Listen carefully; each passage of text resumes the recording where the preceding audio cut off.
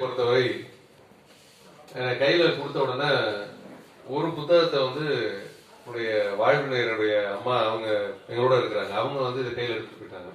இந்த நெறிப்பட வாழ்தலை அறம் என்கிற புத்தகத்தை படிக்க தொடங்கி ஏராளமா பாராட்டு. ஒரு ரெண்டு பக்கத்துல அவ்வளவு நல்லா இருக்குங்க. படிக்க படிக்க ரொம்ப சுவையா இருக்கு. சொல்ல வர்ற செய்திய ஒரு நல்ல சின்ன கதையோட சொல்லிட்டாங்க அப்படின்னு சொன்னது ஒரு பெரிய மகிழ்ச்சி. ஏன்னா அவங்க எல்லாம் சின்ன சின்ன கதைகளா வழக்கமான மகளிர் படிப்பதை போல நிறைய குடும்ப கதைகளை படிக்கக்கூடியவர். அதை தாண்டி இந்த புத்தகங்களை எடுத்து படிக்கிறவர் ரொம்ப மகிழ்ச்சியா அவங்க வர வச்சது.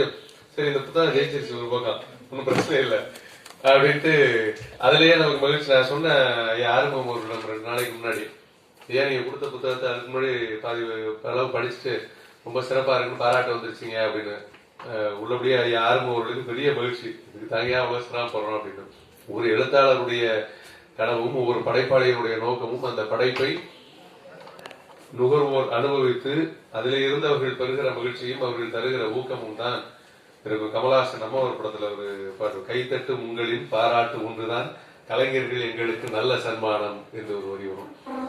அப்படி அதுதான் பெரிய மகிழ்ச்சியாக மதிப்பாக இருக்கும் வகையில் ஒரு எளிய வாசகர் ஒருவருக்கு அந்த புத்தகம் எத்தகைய பார்வையை தந்திருக்கிறது, எத்தகைய அனுபவத்தை தந்திருக்கிறது என்பதை நான் அதன் வாயிலாகவே அறிந்து கொண்டேன்.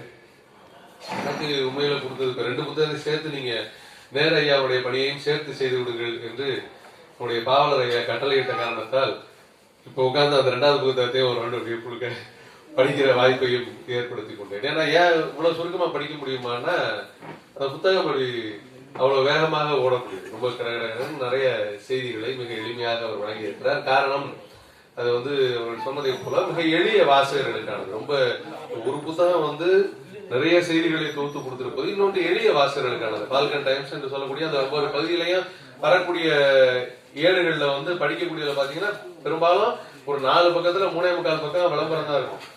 அது ஒரு பத்திரிகை நம்ம நம்புறதுக்காக தான் ஒரு 4 பக்கத்துல ஒரு செய்தி இருக்கும். அது ஈர்ப்பாக இருக்க வேண்டும். அந்த அந்த கொஞ்சோண்டு விஷயத்த படிக்கிற அளவுக்கு தான் அந்த வாசகருக்கு அவ்வளவுதான் நேரம் இருக்கும், அவ்வளவுதான் எண்ணமும் இருக்கும். அதுக்கு மேல ரொம்ப இருந்தாலும் படிக்க மாட்டாங்க. அப்ப அந்த இடத்துக்குள்ள ஒரு செய்தியை சொல்ல வேண்டும் என்கிற வாய்ப்பை மிக சரியாக பயன்படுத்தி ஒரு ஏராளமான பதிவுகளை அதை எழுதியிருக்கிறார். சின்ன சின்ன பதிவுகள் தான். அதுல ஐயா பிரபாகரன் அவர்கள் சொன்னார்கள், ரொம்ப எளிமையான கதைகள் வச்சுக்கலாம். இப்ப இந்த மாதிரியான செய்திகள் பார்க்கிற போது உலக அளவில் அதுக்கு ஒரு பேட்டர்ன் ஒண்ணு உண்டு.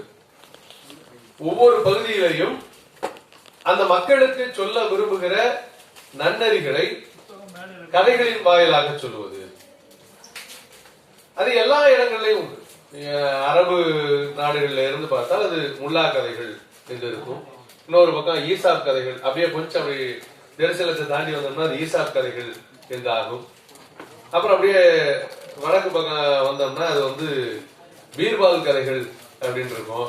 அப்புறம் இந்த பக்கம் கீழே இறங்கி வந்தீங்கன்னா தெனாலிராமன் கதைகள் இருக்கும், பஞ்சதந்திர கதைகள் இருக்கும், அப்புறம் ஜென் கதைகள் இருக்கும், பௌத்த கதைகள் இருக்கும், துறவிகள், முனிவர்கள், சொல்ல வர செய்திகள் எல்லாமே பேட்டர்ன் இருக்கும். ஐயா நம்ம முனைவர் ஜெயக்குமார் அவர்கள் சொன்னதை போல இப்ப அண்மை காலத்துல அது எப்படி ஆயிடுச்சுன்னா, ஒரு கதை இது முல்லா கதையா இல்ல பஞ்சதந்திர கதையா, இது பீர்பால் கதையா இல்ல தெனாலிராமன் கதையான்னு சந்தேகம் வர்ற அளவுக்கு பீர்பால் கதையை வாங்கி படிச்சு அதுல இருக்கிற கேரக்டர் எல்லாம் தெனாலிராமனா மாத்தி அக்பர கிருஷ்ணதேவராயரா மாத்தி உள்டா அடிச்சு போட்டாலும் ஒரு பக்கம் புத்தகம் ஓடிக்கிட்டு இருக்கு. அதனால இன்றைக்கு அந்த பரவலான விஷயங்கள்ல இதெல்லாம் சேர்ந்து நடக்குதுன்னு வச்சுங்களேன். அப்படிப்பட்ட கதைகளுடைய வகைதான் இதுவும்.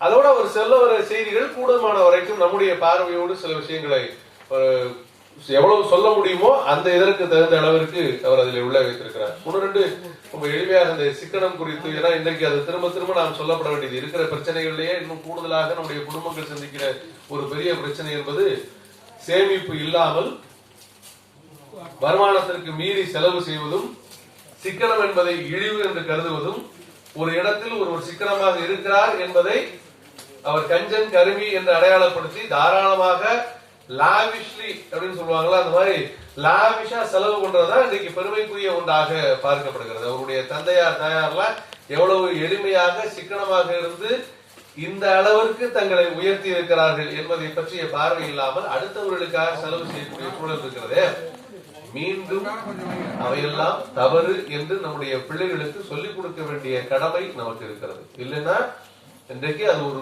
நோயாக மாறி போயிருக்கிறது. பொருட்களை வாங்கி குவித்தலும் ஆடம்பரமும் தாராளமாக தண்ணி மாதிரி செலவழிக்கிறதும் இன்றைக்கு பெரிய அளவிற்கு நோயாக பரவி இருக்கிறது. தந்தை பெரியார் அவருடைய வாழ்க்கையில ஒரு செய்தி நாம் படித்திருப்போம். இந்த பெரியார் உணவை முடிச்சுட்டு கைகளவு போனப்ப அவங்களுடைய தங்கை மகன் தண்ணி அப்படி எடுத்து மடமடமடன்னு ஊத்துனாராம். ஐயா அப்படியே நிறுத்தி சத்தம் போட்டுட்டு, இதுவே எண்ணெயா இருந்துச்சுன்னா அப்படி ஊத்துவியா அப்படின்னு கேட்டான். தண்ணி சும்மா கிடைக்குதுங்கிறதுனாலதானே ஊத்துற, பின்னாடி தண்ணியே காசு கொடுத்து வாங்க வேண்டிய நிலைமை வரும்ரா அப்படின்னு சொல்லியிருக்காரு 100 வருஷத்துக்கு முன்னாடி. இது இன்னைக்கு நமக்கு புரியவில்லை. அதனால ஒரு காசு, அதுவும் இன்னொன்று பெரிய சிக்கல் என்னன்னா, இன்னைக்கு கையில இருந்து காசு செலவு பண்ணோம்னா கூட ரூபா நோட்டை எண்ணி பார்க்கும் போதாவது நமக்கு இவ்வளவு கட்டா இருக்கேன்னாவது தோணும். 2 சைபரை கூட போட்டாலும் நமக்கு அதே நம்பர் தான் வைக்க போறோம், அதே கையை தான் நீட்ட போறோம்ங்கிறதுனால இன்னைக்கு காசு என்பது அதை செலவழிப்பதிலே நமக்கு எல்லாம் முடிச்சு மாச கடைசியில் தவிக்கிற போதுதான் அது ஒரு கவலையாக இருக்கிறது. இன்னும் சென்னை போன்ற நகரப்புறங்களில கிரெடிட் கார்டு ஏராளமாக அந்த பழக்கம் புரிந்து விட்ட காரணத்தால் என்ன செலவு செய்கிறோம், அதை எப்போது கட்ட வேண்டும், அதற்கு பிறகு கிரெடிட் கார்டுல வாங்கின கடனுக்கு கட்டுறதுக்கு திரும்ப கடன் வாங்குகிற அளவிற்கு இன்றைக்கு நிலைமை மோசமாக போய் கொண்டிருக்கிற சூழலில் மீண்டும் சில விஷயங்களை நாம் சொல்லித்தான் ஆக வேண்டும்.